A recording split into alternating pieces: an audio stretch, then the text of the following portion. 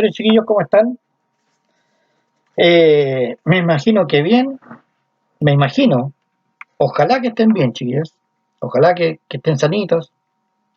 Ojalá que estén un poco descansaditos. Pero vean, vamos a ver, vamos a explicarte cómo poder responder esta guía, ¿ya? Dice, ¿cuál de las siguientes características de un sonido depende de la amplitud de una onda sonora? Bien, cuando hablamos de amplitud, chiquillos, cuando hablamos de amplitud, hay tres palabras que son importantes: amplitud, volumen e intensidad del sonido. Todo esto se refiere, chiquillos, a la energía entregada, ya sea por mi voz, ya sea por un equipo musical, por la televisión, ¿ya? Cuando uno aumenta el volumen, está aumentando la amplitud. Por lo tanto, hay más energía, hay más intensidad, ¿sí? Eh, Esto no tiene que ver con la frecuencia, con la velocidad de propagación, con nada de esto. Solamente tres palabras: amplitud, volumen e intensidad. ¿Ya? Entonces aquí sería, la alternativa correcta sería la que tú tienes que marcar en un momentito. Las dos. ¿Cuál de las siguientes opciones es correcta respecto de una onda sonora que viaja por el aire e incide sobre una pared sólida de hormigón? ¿Sí? La onda que se transmite por una pared tiene menor longitud de onda que la onda incidente. La onda que se transmite por la pared tiene mayor periodo que la onda incidente. La onda reflejada tiene menor frecuencia que la onda que se transmite por la pared. La onda incidente tiene menor intensidad que la onda que se transmite por la pared. Y la onda reflejada tiene menor rapidez que la onda que se transmite por la pared. Fíjense acá, chiquillos, que le pregunta cuál de las siguientes opciones es la correcta respecto de una onda sonora que viaja por el aire e incide sobre una pared sólida de hormigón. Esto está relacionando de viaje, ¿sí? Por lo tanto, tiene que haber una palabra dentro de las alternativas, ¿ya? Que se relacione con la palabra que es viaje, ¿ya? Por lo tanto, tiene que saber lo que es transmisión del sonido, tiene que saber lo que es frecuencia, lo que es la intensidad, ¿ya? Lo que es rapidez, y ya esa palabra que es viaje me está entregando a mí ya cuál es la alternativa que está correcta. O sea, aquí ustedes tienen que marcar la letra que tienen que marcar. 3. Una bailarina se encuentra girando frente a un espejo plano, dispuesto verticalmente. Al respecto, ¿cómo es el tamaño de la imagen y el sentido de giro que observa de sí misma la bailarina? Yo te pediría que tú te pararas frente a un espejo, ya, y giraras. Date una vueltecita, nomás no gires harto como una bailarina, pero date una vuelta, media vuelta, y fíjate en el espejo qué sucede, qué ocurre. Y ahí la alternativa correcta va a ser la que tú vayas a marcar porque ya hiciste el experimento, ¿sí? Bien. La 4. El esquema representa un espejo cóncavo. Para esto, chiquillas, tienen que tener claro cuáles son las características de un espejo cóncavo. ¿Ya? Cuando yo coloco un objeto frente a un espejo cóncavo y frente a un espejo plano, ¿qué ocurre? Tú puedes mirarte en una cuchara, por ejemplo, si es cóncavo.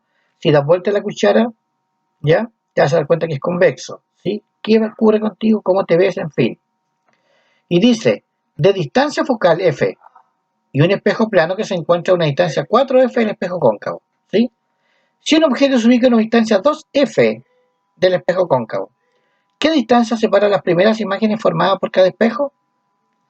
Estos, chiquillos, si ustedes van a su libro de primero medio, ahí hay una partecita dentro de las páginas y lo tienen guardado, ¿ya? O se lo consiguen, o busquen en internet, pues chiquillos, cómo se forma la imagen en un espejo cóncavo y un espejo plano. Y ahí van a tener la respuesta correcta para esta pregunta, ¿sí?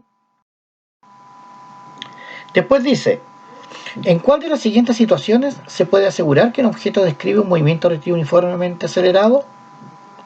Entonces dice, cuando cambia uniformemente su sentido de movimiento, cuando se acerca al origen de un sistema de referencia, cuando se aleja constantemente de su posición inicial, o cuando cambia su posición manteniendo su rapidez, o cuando cambia uniformemente su velocidad.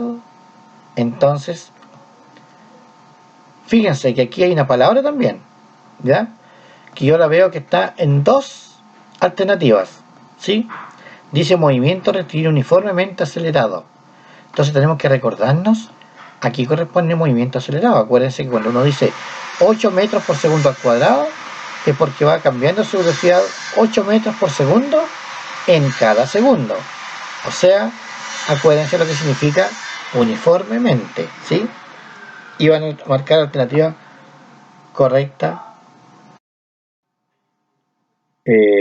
Ya, me he quedado pegado. 6. ¿Cuál de los siguientes gráficos de velocidad v en función del tiempo representa mejor un movimiento rectilíneo y uniforme? ¿Cuál es la característica del movimiento rectilíneo uniforme? Que su velocidad es constante. ¿Sí? Bien. Con respecto a eso, vean el gráfico. ¿Cuál creen ustedes que corresponde a la alternativa correcta? Donde su velocidad es constante. ¿Sí? A, B, C, D o E. ¿Sí? Bien. Un capitán navega en su barco cerca de la costa siendo observado por una persona parada en ella y por el piloto de una avioneta que sobrevuela el lugar.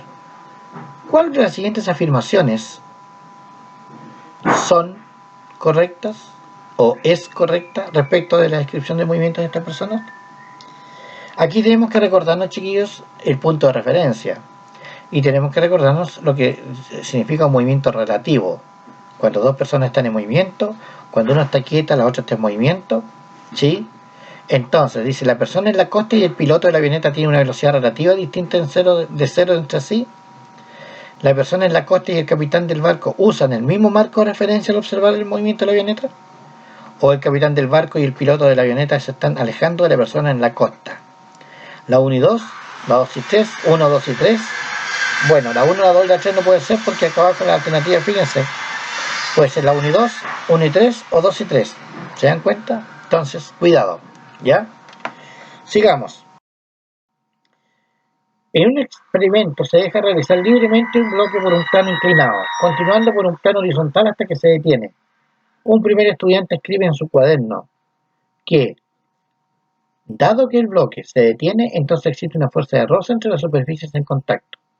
Mientras que un segundo estudiante anota en su cuaderno que, si la superficie de alguno de los planos fuese más áspera, el bloque se detendría antes.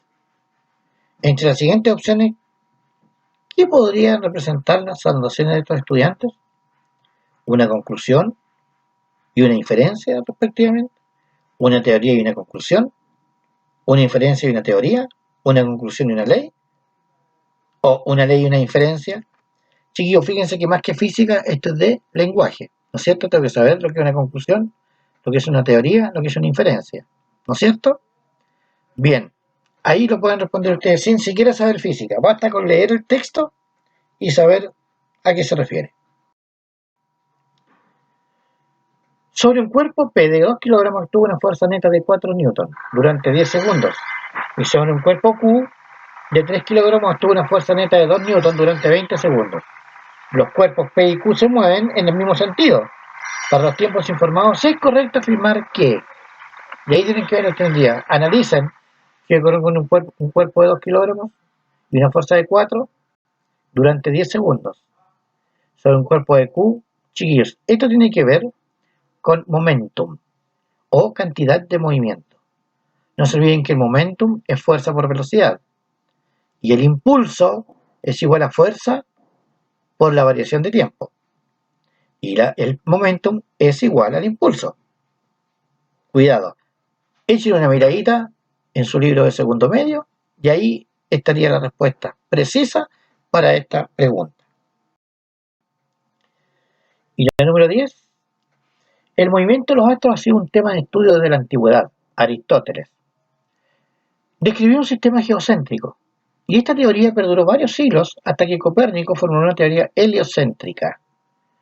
La obra de Copérnico sirvió de base para que Kepler formulara sus leyes a partir de observaciones hechas por Tycho Brahe, pero los recursos científicos de su época y el desacuerdo que los datos de Brahe tenían con el modelo copernicano no le permitieron probar sus afirmaciones. Fue Newton quien lo hizo después de haber desarrollado un modelo matemático y de proponer la teoría de gravitación universal, ofreciendo así una explicación coherente con las leyes de Kepler. ¿Cuál fue el impacto del momento propuesto por Kepler? Wow. A. Reafirmó el modelo de gravitación de Newton. Reafirmó como correcto el pensamiento de Aristóteles. Sirvió como apoyo a la ley de gravitación universal de Newton. Sirvió para invalidar los datos recopilados por Tycho Brahe. ¿O sirvió para validar las ideas de Tycho Brahe? Bien. Aquí, chiquillos, la respuesta es la que ustedes van a marcar. ¿Sí? De ver, fíjense que de todo lo que lean, más que nada, fijen una línea de tiempo. ¿Sí? Y ahí se van a dar cuenta que hay cosas que no corresponden. ¿Sí? Bien, chiquillos. Nos vemos y que estén bien. Además, el genio se hace con un 1% de talento y un 99% de trabajo. O sea, chiquillos, estudiar y estudiar y estudiar. ¿Sí? Bien, chiquillos, cuídense. Un abrazo para todos y nos vemos en la próxima guía.